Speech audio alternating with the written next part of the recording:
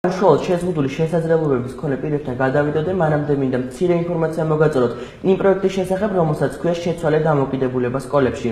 Ამ თემასთან დაკავშირებით ჩვენ ვესაუბრებთ ქალაქ თბილისის მუნიციპალიტეტის საბურთალოს რაიონის გამგებელ ბატონ ბექა მიქაუტაძეს და სტუდიაში მოვიწვევთ პროექტის ხელმძღვანელი მეცნიერებათა დოქტორი, ასოცირებული პროფესორი ქალბატონი ლალი გელაშვილი და ეთიკური სწავლების სპეციალისტი ფსიქოლოგი თამარ დემეტრაშვილი. გამარჯობათ, მადლობაც გიხდით, რომ მოვიბრძანდით სტუდიაში. ქალბატონო ლალი, როგორც ვიცით, ეს პროექტი უკვე დიდი ხანია მიმდინარეობს და რა ღონისძიებები ჩატარდა ამ პროექტის ფარგლებში? ეს პროექტი დაიწყო 2 თებერვალს. პროექტი მიმდინარეობს უშუალოდ საბურთალოს რაიონის გამგეობის პატრონაჟით. საბურთალოს რაიონში ჩვენ გვაქვს 19 საჯარო სკოლა. 19 სკოლიდან სალექციო კურსი ჩატარებულია ფაქტიურად 13-ში, დანარჩენებშიც გრძელდება პროექტი აპრილის ბოლომდე. ამ პროექტის ფარგლებში აგრეთვე ჩატარდა კულტურული ღონისძიება, ეს იყო პირებისათვის განკუთვნილი ღონისძიება.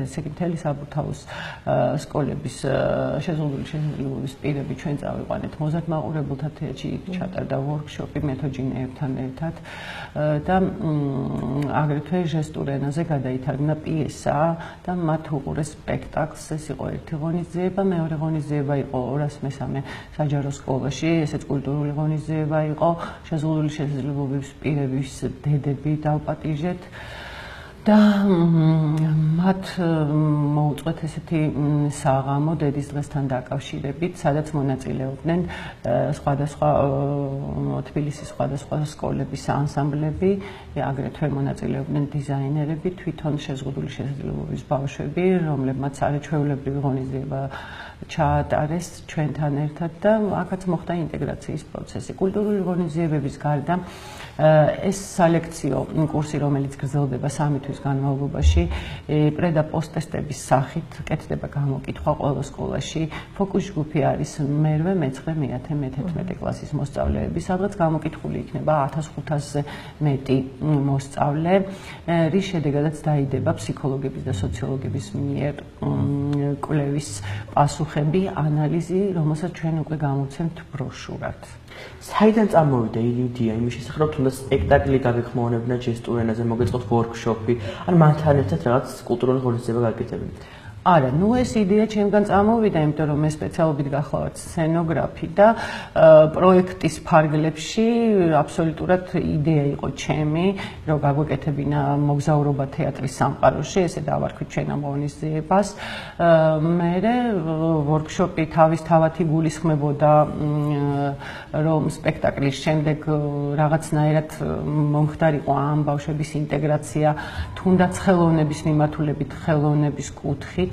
და ეს თოჯინები, რომლებიც მათ გააკეთეს, საჩუქრად გადავიცით და სახლში წაიღეს, ხოლო რაც შეეხება 3 მარტის ღონისძიებას, აბსოლუტურად ჩემი დაგეგმილი იყო და განხორციელებაში მეხმარებოდა რეჟისორი ბატონი თამაზ ქარაული, რომელსაც დიდ მადლობას ვუხდი და ამ ღონისძიებამ არაჩვეულებრივად ჩაიარა.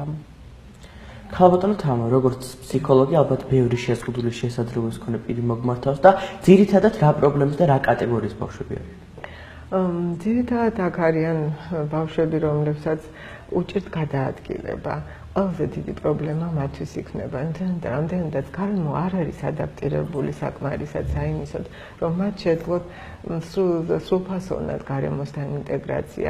ელემენტარულად მათ არ აქვს საშუალება იმისა, რომ წავიდნენ თეატრში, ან დაათვალიერონ მუზეუმები, ან არქიტექტურული ძეგლები, იმ მრავალ მიზეზების გამო, რომ ძალიან იშვიათ მხოლოდ თითოეულმა მუზეუმში არის ადაპტირებული და თეატრებში ფაქტიურად არ არის იმის შესაძლებლობა, რომ ისინი მივიდნენ და დაესწრონ სპექტაკლებს.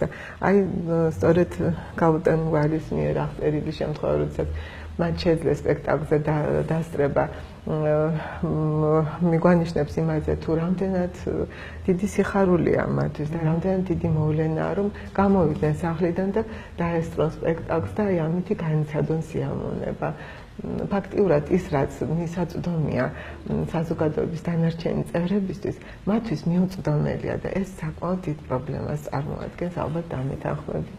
რამე რთულია ამ ადამიანებთან ურთიერთობა? ამ ადამიანებთან ურთიერთობა რთულია იმდენადაც რამდენადაც ისინი ნაკლებად გამოდიან გარეთ და ძირითადად თავის სახლში, თავის სამყაროში არიან ჩაკეტილი და ამის მიზეზია ისევ და ისევ აი ამ კომუნიკაციის გართულება, იმის გამო რომ გარემო არ არის შესაბამისად ადაპტირებული. და მათთან საურთიერთობოდ ძირითადად საჭიროა ის რომ ვიყოთ კეთილგანწყობილები მათ მიმართ. ამისთვის კი საჭიროა ალბათ რომ საზოგადოების ცნობიერება იყოს მეტად ამაღლებული, ამაღლდეს და მეტად დავფიქრდეთ იმაზე, რომ ეს ადამიანები არსებობენ, ისინი ჩვენი საზოგადოების ნაწილს შეადგენენ და ალბათ ჩვენს გმართებს, რომ გარკვეული წვლილი შევიტანოთ იმაში, რომ ანუ ადამიანებმა შეძლონ ელემენტარულად თავისი შესაძლებლობების განმავლენა, რაც ხშირ შემთხვევაში მათთვის არის შეუძლებელი. ამის მაგალითად მოვიყვან ერთი გოგონას მაკა ნათელაურის მაგალითს, რომელიც სავარძლის სარგებლობს და მას არ აქვს იმის უნარი, რომ დამოუკიდებლად დაწეროს ან თუნდაც დაბეჭდოს კომპიუტერზე, მაგრამ სპეციალური ტექნოლოგიების დახმარებით, ლაზერული ტექნოლოგია, რომელიც თავზე მაგრდება და აი ამ ტექნოლოგიების დახმარებით მან შეძლო ის რომ მოთხრობები დაეწერა, თქვენ წარმოიდგინეთ, ანუ გამოიხატა ის, რაც მასშია, რაც რისი თქმაც მას უნდოდა და მისი მოთხრობების კრებული დაჯილდოებულია ილია ჭავჭავაძის სახელობის პრემიით. ჩემისაც ეს ნათელი მაგალითია იმისა, რომ იმ შემთხვევაში თუ კი მათ მივცემ საშუალებას თვით გამოხატვისა, მათ ბევრი რამ აქვს ჩვენთვის ჩვენი საზოგადოებისაც საქმე. თქვენ აღნიშნეთ, რომ უნდა ამაღლდეს საზოგადოებრივი ცნობიერების დონე.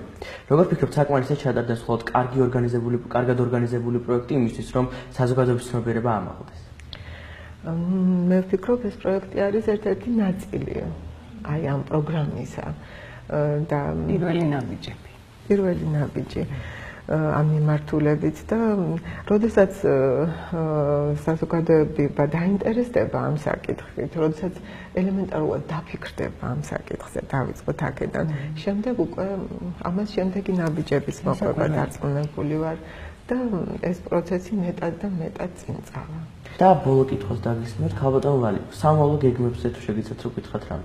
აპრიორ რომ მსგავსი ღონისძიებები კიდევ ჩატარდეს. ეს შემთხვევის პირველი ღონისძიება არ არის, მე შარშან 2015 წელს დეკემბერში ისნის რაიონის გამგეობასთან ერთად ჩავატარე მსგავსი ღონისძიება, თქვათ იდენტური არ იყო ისნის რაიონის შეზღუდული შესაძლებლობის პირების ჩართულობით და ვაპირებ, იცით, ძალიან საინტერესოა ჯერ ერთი ჩემთვის, როგორც პიროვნებისთვის, როგორც ადამიანისთვის და შემდეგ ეს მე მგონია, რომ აუცილებელია ინტეგრაციის პროცესი და ერთ ადგილას არ უნდა ვიდგეთ და წინ უნდა წავიდეთ და ეს მნიშვნელოვანია მომავალი თაობისთვის და მე როგორც ლექტორი და როგორც პედაგოგი და როგორც ადამიანი, რომელიც მთელი ცხოვრება 29 წელიწადი ვიმუშაობ ახალგაზრდებთან კონკრეტულად ამ ფოკუს ჯგუფთან არა, უფრო მაღალ ასაკთან, სტუდენტობასთან მინდა რომ გააქტიურდეს.